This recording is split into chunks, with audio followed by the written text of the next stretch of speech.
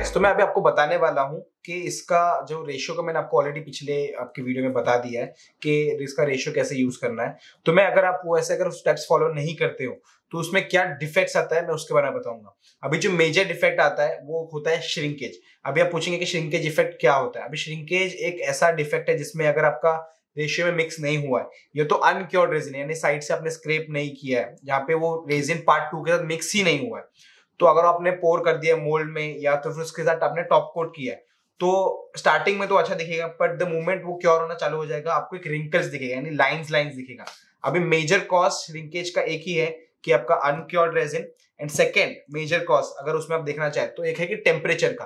तो आपका जो टेम्परेचर है वो उसको आपको मेंटेन करना है, जैसे 20 to 25 डिग्रीज। तो अगर आपने वो मेंटेन नहीं किया और आपका टेम्परेचर ड्रॉप होता है तो फिर भी उसमें श्रिंकेज आने का चांसेस है। अभी आप समझिए एक ऐसे रीजन में है जहाँ पे रात को ओवर द टाइम, मतलब आपने शाम को आपने पोर कर दिया है बट आपने सुखाने के लिए उसको रात को रख दिया है, तो तब आपको लगेगा कि मैंने बनाते वक्त तो प्रॉपर था बट फिर क्योर होने के बाद ऐसा क्यों दिख रहा है।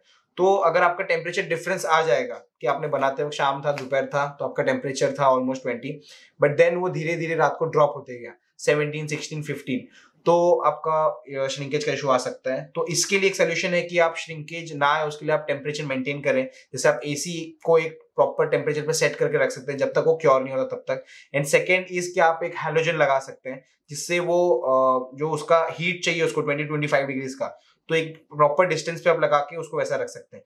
सेकेंड मेजर इशू क्या आता है, डिफेक्ट जिसे हम कहते हैं, कि वो है मॉइस्चर इफेक्ट। अभी मॉइस्चर इफेक्ट में आप देखोगे कि आपका रेजिन का जो लेयर है वो कंप्लीटली ग्लॉसी है जब आपने पोर किया है, but after 10 to 15 minutes the moment उसका एक वो क्योरिंग पीरियड में जाता है आपको एक हल्का सा ऑयली इफेक्ट दिखेगा उसके ऊपर। तो ऑयली इफेक्ट जो है उसको मॉइस्चर कहते हैं, कुछ लोग ऑयली इफेक्ट कहते हैं, कुछ लोग नेट इफेक्ट कहते हैं कि वैसा नेट नेट जैसा ऐसा सर्कुलर पैटर्न दिखने लगता है। अभी आप कहेंगे कि आपके रेशियो में आपका जो रेजिन है उसमें तो आप बोल रहे हो कि मॉइस्चर फ्री है। अभी लोकली जो रेजिन मिलता है अवेलेबल है मार्केट में वो 40 to 45% ह्यूमिडिटी पे मॉइस्चर कैप्चर करता है। अभी हमने जो डेवलप किया है वो 79%, यानी अगर आपका हल्का बारिश गिर रहा है तो भी वो उसमें रेजिन मॉइस्चर कैप्चर नहीं करेगा। बट अगर वो उसके कंटिन्यूस आपका बारिश गिरते जा रहा है like 3 to 4 days and it's a peak hour कि आपका वो बारिश गिर ही रहा है और स्टॉप ही नहीं हो रहा, सनलाइट दिख ही नहीं रहा है, तो देन देयर आर चांसेस कि आपका वो मॉइस्चर हमारे इसमें भी कैप्चर करेगा। बट फिर भी हमने उस पर डेवलपमेंट चालू है, हम डेवलप करते ही रहते हैं। तो आप एक केयर करना, आप जैसे अगर आप हैलोजन लगाते हो तो आपका मॉइस्चर का इफेक्ट तो कंप्लीटली डिसॉल्व हो ही जाता है कि आपको श्रिंकेज और ना ही मॉइस्चर का इशू आएगा।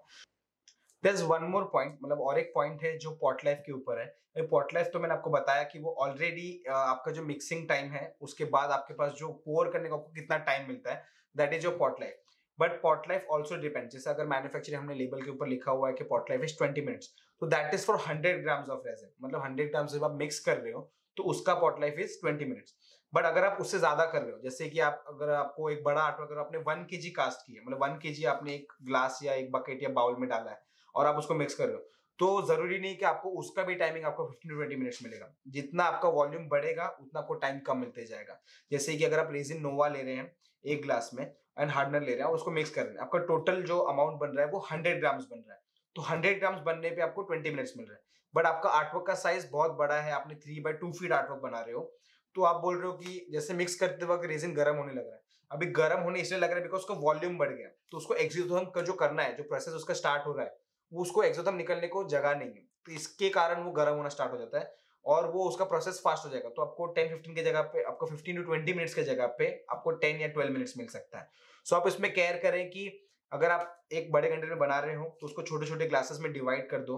आपका colour decision, you have to pre plan your artwork. आप आर्टवर्क आपने बेस रखा, फिर मैं आप रेजिन बना दिया, फिर सोच रहे हो कि मैं कौन सा कलर यूज करूं, कौन सा माइका पाउडर डालूं, वैसा नहीं करना है। आपको ऑलरेडी प्लान करना है कि मेरी ये 4 कलर्स हैं, सब कुछ आपको टेबल पे प्रिपेयर करना है, उसके बाद ही आपको आपका आर्टवर्क स्टार्ट करना है।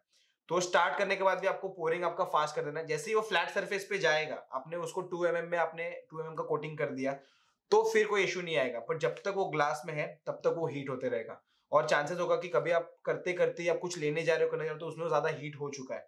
तो उस अगर आपको वैसा इफेक्ट है या उसको आपको ऐसा ना करना पड़े, उसके लिए आपको ये डिवाइड करके रखना है और प्री प्लान आर्टवर्क करना पड़ेगा।